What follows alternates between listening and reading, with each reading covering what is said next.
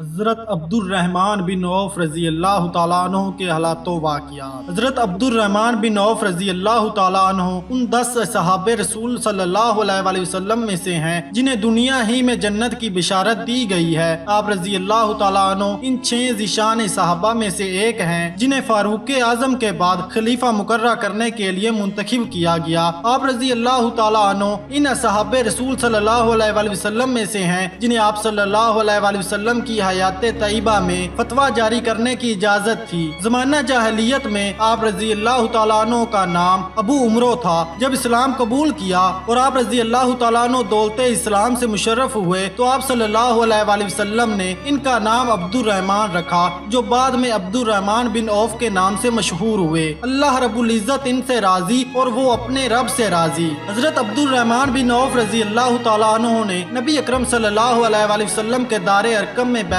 کر تعلیم و تربیت کا آغاز کرنے سے پہلے اور صدیق اکبر کے اسلام قبول کرنے کے 2 روز بعد اسلام قبول کیا۔ اسلام کی راہ میں وہ تمام مصیبتیں جھیلی جو ایمان لانے والے مسلمانوں نے جھیلی، لیکن آپ رضی اللہ تعالیٰ عنہ نے صبر و تحمل سے کام لیا۔ آپ راہ ہدایت میں ثابت قدم رہے۔ آپ رضی اللہ تعالیٰ عنہ نے صف اول دین کی حفاظت کے لیے مسلمانوں کے ہمراہ ہجرت حبشہ کی۔ جب کفار کے ظلم و ستم کی انتہا نہ رہی تو اللہ رب العزت نے اپنے حبیب صلی اللہ علیہ وآلہ وسلم اور ان کے جان نثار صحابہ رضی اللہ تعالیٰ عنہم کو ہجرت مدینہ کی اجازت دی۔ تو آپ رضی اللہ تعالیٰ عنہ صحابہ اکرام رضی اللہ تعالیٰ عنہم میں سر فہرست ہے جنہوں نے مدینہ کی طرف ہجرت کی۔ جب نبی اکرم صلی اللہ علیہ وآلہ وسلم نے مہاجر و انصارہ صحابہ اکرام رضی اللہ تعالیٰ عنہم کے درمیان بھائی چارے کی فضا قائم کی تو حضرت عبد الرحمن بن عوف رضی اللہ تعالیٰ عنہ اور سعد بن ربیعہ کے مابین رشتہ اخوت قائم ہوا۔ سعد بن ربیعہ رضی اللہ تعالیٰ عنہ نے اپنے دینی بھائی حضرت عبد الرحمن بن عوف سے کہا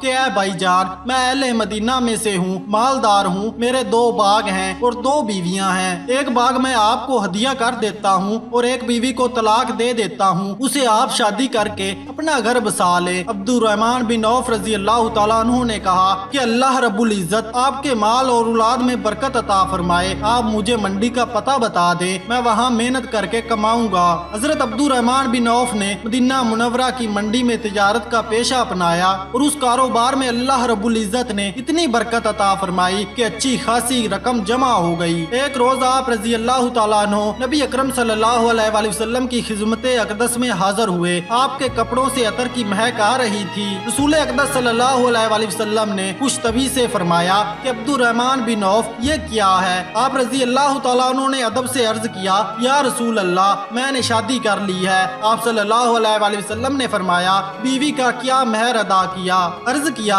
یا رسول اللہ، ایک سونے کی ڈالی۔ آپ صلی اللہ علیہ وآلہ وسلم نے ارشاد فرمایا ولیمہ کیجئے، البتہ ایک ہی بکری ہو۔ اللہ رب العزت آپ کے مال اور اولاد میں برکت عطا فرمائے۔ حضرت عبد الرحمن بن عوف نے عرض کیا کہ دنیا مجھ پر فریضہ ہے، میں اگر پتھر بھی اٹھاتا ہوں تو اس کے نیچے سے سونا چاندی نکلتا ہے۔ آپ صلی اللہ علیہ وآلہ وسلم کی وفات کے بعد آپ رضی اللہ تعالیٰ عنہ امہات المومنین کے گھریلو اخراجات کا خیال رکھتے تھے۔ جب سفر پر کہیں جانے کا ارادہ ہوتا تو خدمت میں حاضر ہو جاتے۔ جب حج کا ارادہ کرتی تو سواری کا مکمل انتظام کرتے۔ بلا شبہ یہ بہت بڑا شرف ہے جو عبد الرحمن بن عوف رضی اللہ تعالیٰ عنہ کو حاصل ہوا۔ امہات المومنین کو آپ رضی اللہ تعالیٰ عنہ پر بہت اعتبار تھا جس پر وہ اللہ کا شکر ادا کرتے تھے۔ ایک مرتبہ حضرت عبد الرحمن بن عوف رضی اللہ تعالیٰ عنہ کا 700 اونٹوں پر مشتمل تجارتی قافلہ مدینہ طیبہ پہنچا۔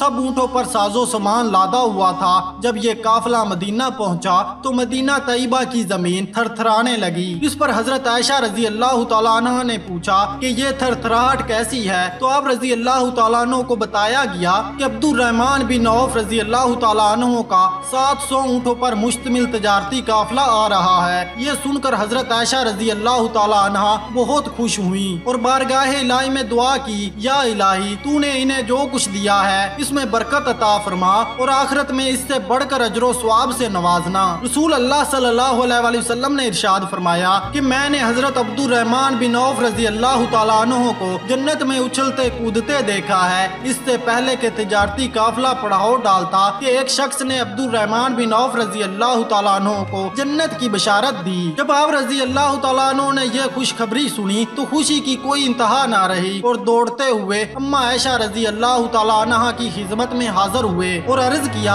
अम्मा जान, क्या आपने रसूल अल्लाह सल्लल्लाहु अलैहि वसल्लम को मेरे लिए जन्नत की बिशारत के कलिमात आप सल्लल्लाहु अलैहि वसल्लम के ज़बानी खुद सुने हैं? फरमाया, हाँ। ये सुनकर कुछ ना पूछो कि उनकी खुशी का क्या आलम था। फरमाने लगे, अम्मा जान, गवाह रहना कि मैं 700 ऊँटों पर मुश्तमिल साजो सामान का काफिला अल्लाह रब्बुल इज्जत की राह में पेश करता हूँ। आप रजी अल्लाह तआला अन्हु के जस्दे खाकी को आप सल्लल्लाहु अलैहि वसल्लम के मामू हजरत साद बिन अबी वकास रजी अल्लाह तआला अन्हु ने कब्र में उतारा। आप रजी अल्लाह तआला अन्हु की नमाज जनाजा हजरत उस्मान बिन गफ्फान रजी अल्लाह तआला अन्हु ने पढ़ाई। जनाजे के पीछे चलते हुए अमीरुल मोमिनीन हजरत अली बिन अबी तालिब रजी अल्लाह तआला अन्हु ने अखराज अकीदत पेश करते हुए अरशाद फरमाया, ऐ अब्दुर्रहमान, तूने खरे सिक्के हासिल किए और खोटे सिक्के मुस्तरद कर दिए और जन्नत के खालिस पकीज़ा माहौल को पा लिया।